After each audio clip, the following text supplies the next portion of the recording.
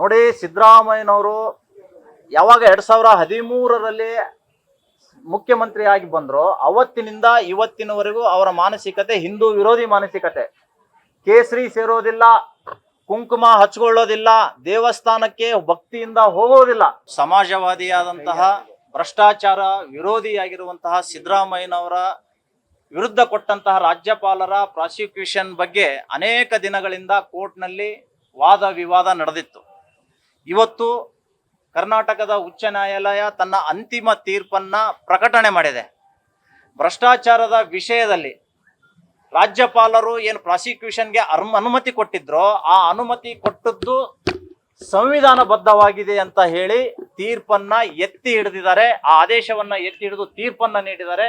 ಸಿದ್ದರಾಮಯ್ಯನವರು ಕೂಡಲೇ ತಮ್ಮ ಕುರ್ಚಿಗೆ ರಾಜೀನಾಮೆ ಕೊಟ್ಟು ತನಿಖೆಯನ್ನ ಎದುರಿಸಬೇಕು. ಮತ್ತೆ ತನಿಖೆಯನ್ನ ಎದುರಿಸಿ ಅಲ್ಲಿಂದ ಅವರು ನಿರಪರಾಧಿ ಆಗಿ ಹೊರಬಂದು ಮತ್ತೆ ಆಡಳಿತ ನಡೆಸಬೇಕು ಅನ್ನುವಂಥದ್ದು ನಮ್ಮ ಆಗ್ರಹ. ತಕ್ಷಣವೇ ಇವತ್ತು ಮಂಡಾಟವನ್ನ ಬಿಟ್ಟು ರಾಜೀನಾಮೆ ಕೊಟ್ಟು ತೊಲಗಬೇಕು ಅಂತ ನಾನು ಹೇಳಿಕೆ ಬಯಸ್ತಾ ಇದ್ದೇನೆ.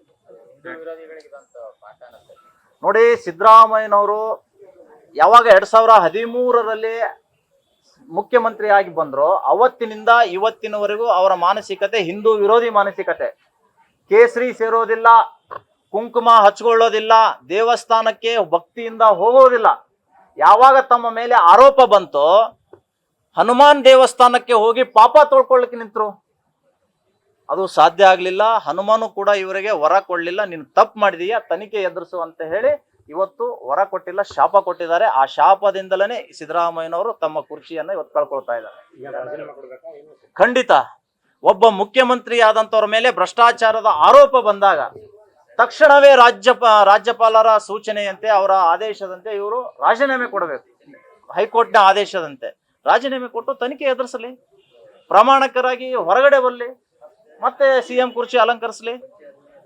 ಕಳಂಕ ಹೊತ್ಕೊಂಡು ಕುರ್ಚಿ ಮೇಲೆ ಕುತ್ಕೊಳ್ಳುವಂಥದ್ದು ಸಿದ್ದರಾಮಯ್ಯನವರಿಗೆ ಮತ್ತು ಸಮಾಜವಾದಿ ವ್ಯಕ್ತಿಗೆ ಶೋಭೆ ತರುವಂತದ್ದಲ್ಲ. If you like this video, ಬೇಗ ಲೈಕ್ ಮಾಡಿ, ಕಾಮೆಂಟ್ ಮಾಡಿ, ಶೇರ್ ಮಾಡಿ ಹಾಗೂ ಯೋಯೋ ಟಿವಿ ಕನ್ನಡವನ್ನು ಸಬ್ಸ್ಕ್ರೈಬ್ ಮಾಡಿ.